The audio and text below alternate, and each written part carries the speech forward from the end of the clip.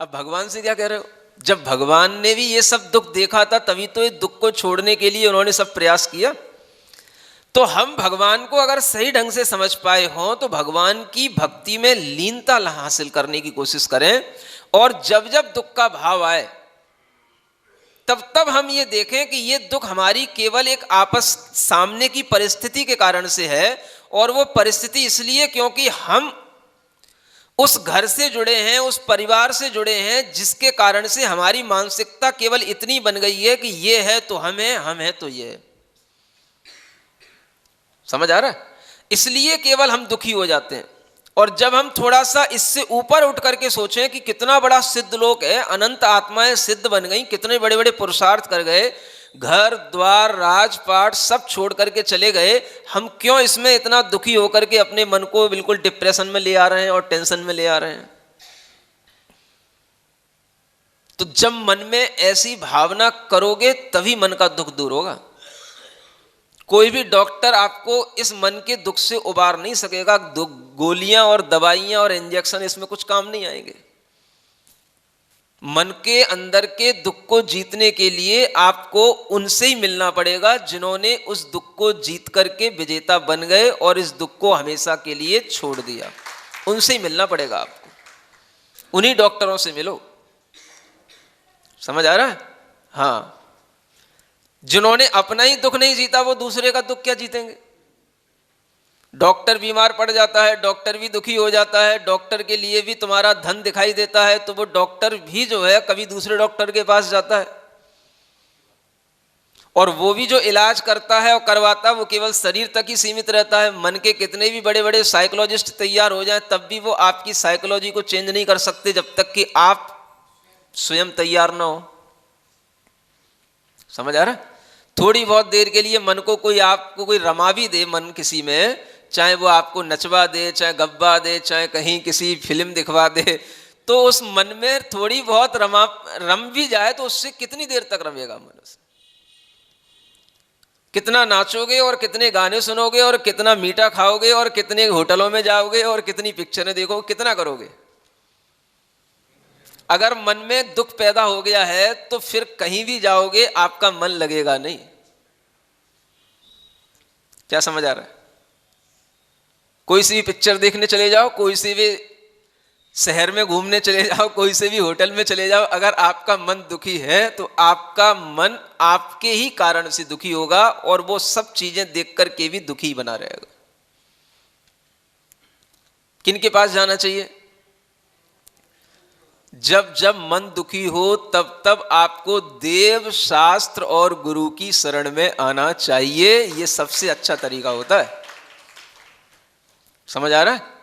ऐसा जो तरीका अपनाने का संकल्प कर लेता है उसके ही मन को शांति मिलती है और उसी का मन अच्छा बनता है। इसलिए भगवान चले गए, भगवान की स्तुति भी पूरी होने वाली है, लेकिन अब आप लोग इतना समझ लो कि भगवान चले गए और उनके जाने के बाद में हमारे लिए अभी तक कोई भी उपाय नहीं था कि हम कैसे जिएं, क्या करें।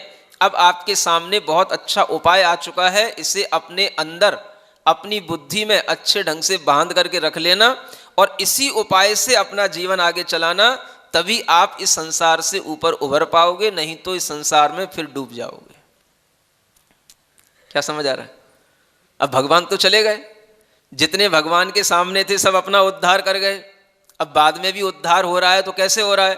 ऐसे ही उपदेश, ऐसे ही जो है ज्ञान के माध्यम से हो रहा है। वही आगे बताया जा रहा है। ते तीर्थ पुण्य जल मज्जन शुद्ध भूता भव्या पुरा समभवन कलिकाल पूता नानानयोपनय विभंगै तीर्थये निमज्जन विधे किमु वंचितस्याम्। आप तीर्थ के पुण्य नीर से डूब डूब कर शुद्ध हुए, भव्य हुए जितने भी पहले धो कलि पाप विशुद्ध हुए, नाना नय उपनय सप्तभंग की लहरें हों, ऐसे तीर्थ में डुबकी हम लेने में क्यों। सुन रहे हो, तीर्थ चल रहा है। तीर्थ का मतलब आज भी वह प्रवाह बना हुआ है।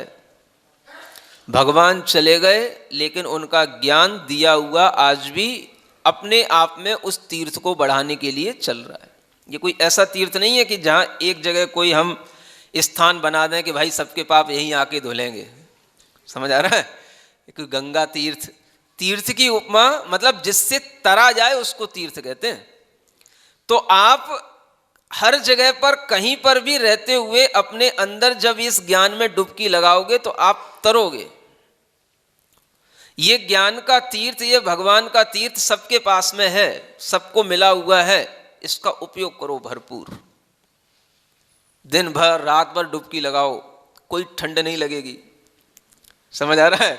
और किसी पानी में डुबकी लगाओगे निमोनिया हो जाएगा लेकिन इस तीर्थ में डुबकी लगाओगे तो ठंड दूर हो जाएगी, गर्मी भी दूर हो जाएगी, जो भी बाधाएं आने वाली होंगी सब दूर हो जाएंगी, क्योंकि ज्ञान में मन लगने पर, भक्ति में मन लगने पर सब चीजें छूट जाती। समझ आ रहा है? ऐसा यह तीर्थ जब भगवान के समय पर भी और लोग थे, वो इस तीर्थ में अपनी डुबकी लगा करके और भी उनके जाने के बाद शुद्ध हुए हैं, केवल ज्ञानी हुए हैं, अनेक सम्यक ज्ञानी हुए हैं। और आज भी वही तीर्थ का प्रवाह चल रहा है। हमें भी अपने ज्ञान को सम्यक ज्ञान बनाना चाहिए। एक जन्म मिलता है, वह जन्म हमारा केवल अपने ही घर परिवार की दिक्कतों को सॉल्व करने में और अपने ही घर परिवार के उस मकड़ जाल में उलझने में नहीं निकलना चाहिए। समझ आ रहा है?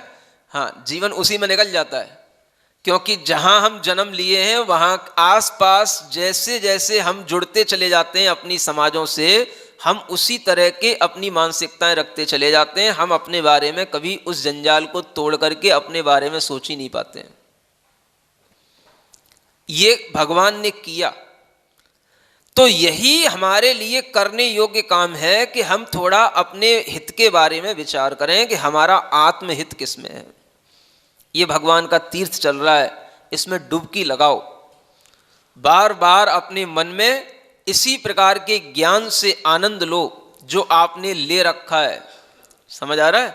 अब ये नहीं मत कहना कि अभी 4 महीने पूरे नहीं हुए। अब तो 4 महीने पूरे हो चुके हैं। मैं चातुर्मासिक प्रतिक्रमण कर चुका हूं यहां पर। समझ आ रहा है ना?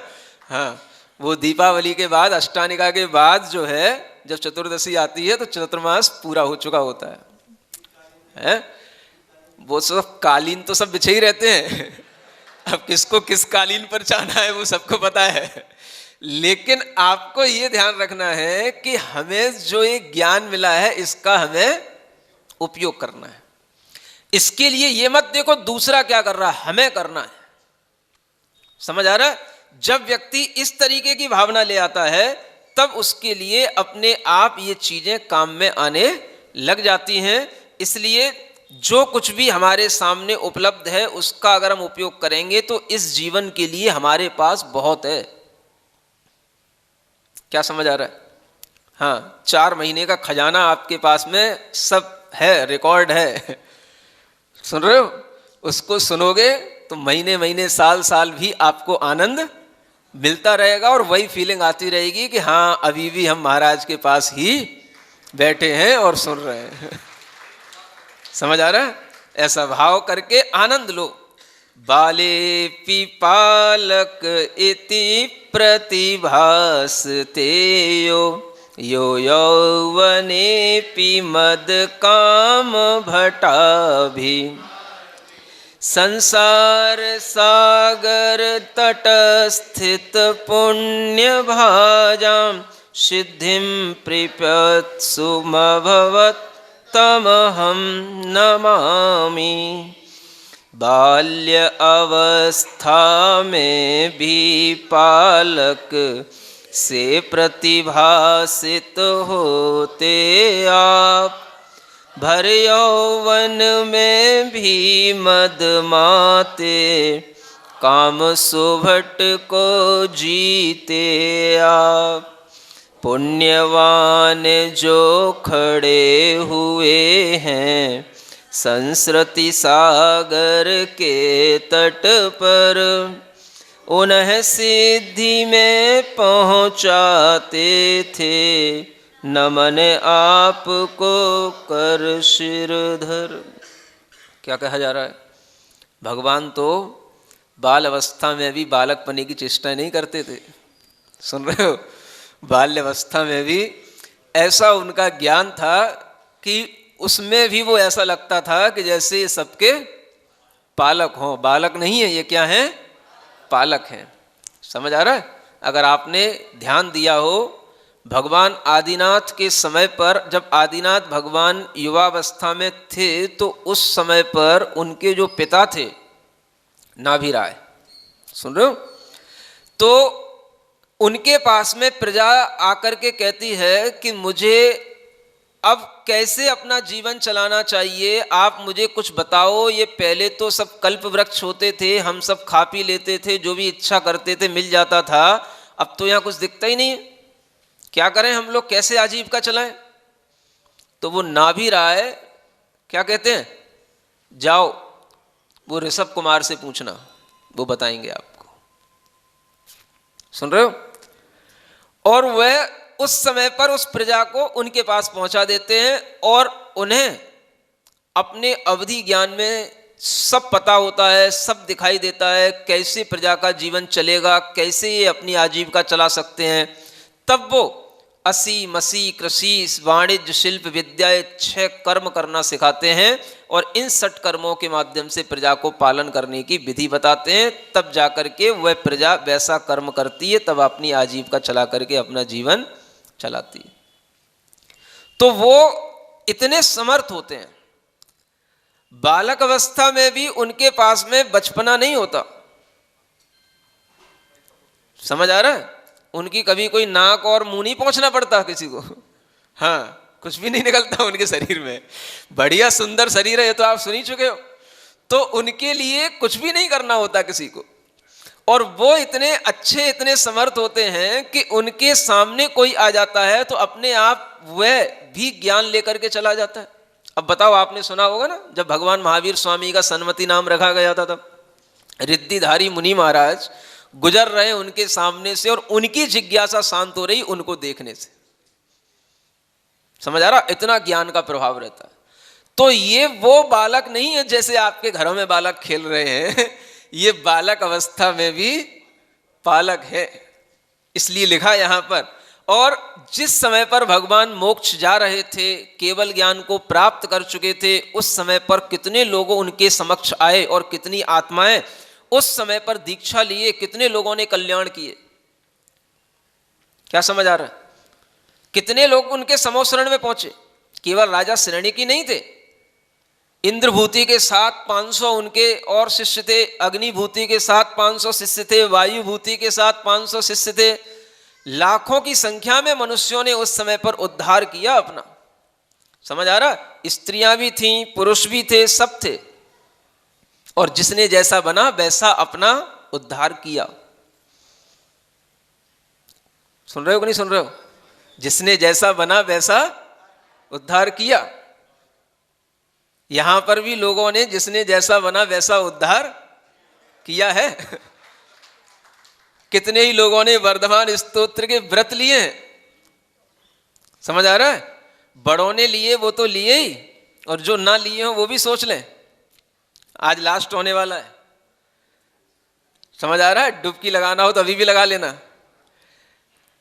64 आपके लिए, चाहे आप उपवास कर लें कभी भी, चाहे आप 64 एकासना कर लें, जिस दिन आप ये व्रत करें उस दिन आप 64 अर्घ चढ़ा करके भगवान महावीर स्वामी की पूजा करके अपना व्रत का उस दिन आप अपना कार्य कर सकते हैं।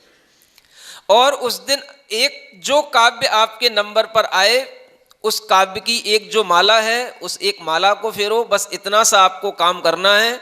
आप निरंतर भगवान वर्धमान स्वामी की भक्ति से जुड़े रहोगे, आपके मन में कभी 15 दिन बाद, 1 महीने बाद भी अगर मान लो फिर से व्रत करने का भाव आएगा, तो 1 महीने तक आपके लिए संकल्प रहेगा कि हमें 1 महीने में, 15 दिन में हमें व्रत करना है। माने भगवान की भक्ति आपके अंदर निरंतर बह रही है, निरंतर चल रही है। यह भगवान की भक्ति को लगातार करने का तरीका है। साल भर, 2 साल में जब तक आप कर पाओ, कोई टाइम की बाउंडेशन नहीं, कोई तिथि की बाउंडेशन नहीं। जिस दिन आपको सुविधा लगे, जिस दिन आपको फुर्सत मिले, आप मंदिर में आओ, महावीर भगवान की जो पूजा इसमें वो और 64 अर्घ चढ़ाओ, हिंदी वाला ही पाठ पढ़ के अर्घ चढ़ाओ, और उसके बाद में 24 घंटे में कभी भी एक माला जो इसमें लिखी हुई है उस काव्य संबंधी वो माला फेरो।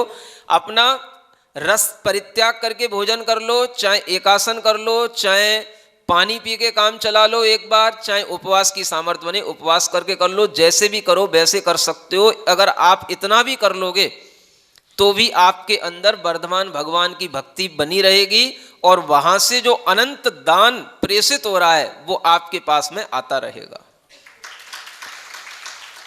भगवान तो दे रहे हैं दान, आप ले नहीं पा रहे हो, बस समझ आ रहा है। और जब लेने की इच्छा बनती है तो फिर उम्र नहीं देखी जाती है। उम्र वाले तो बैठे हैं यहां, तो छोटे छोटे बच्चों ने 10-10, 11-11 साल की बच्चियों ने भी व्रत लिए, समझ आ रहा है। हाँ, छोटी छोटी बच्चियां हैं, स्तुति, अनन्या अनन्या, क्या समझ आ रहा है, ये सब भी व्रत कर रही हैं। और तो और जो यहाँ रहने वाला जो तिवारी है समझ आ रहा है, उसकी बेटी तिवारी की, वो भी जो है, हाँ क्या नाम है, खुशी, हाँ उसने भी व्रत कर रखा है, उसने भी व्रत ले रखा है। तो आप लोग अगर अपने मन में भाव रखोगे तो आगे भी आपको इस तरीके के पुण्य फल मिलते रहेंगे, आगे भी आप लोगों के लिए भक्ति के भाव बने रहेंगे। अपनी सामर्थ्य के अनुसार भक्ति करने की चेष्टा बना करके रखो, समझ आ रहा। सब ऑप्शन आपके सामने खुले हैं, कोई कठिनता नहीं धर्म करने में। जिस दिन, जिस तिथि में, जिस बार जो आपके मन में आए उस दिन करना, जैसी शक्ति बने, एकासन, उपवास, जल उपवास, जैसी शक्ति बने वैसे करना, जब आपका मन इच्छा बने तब करना।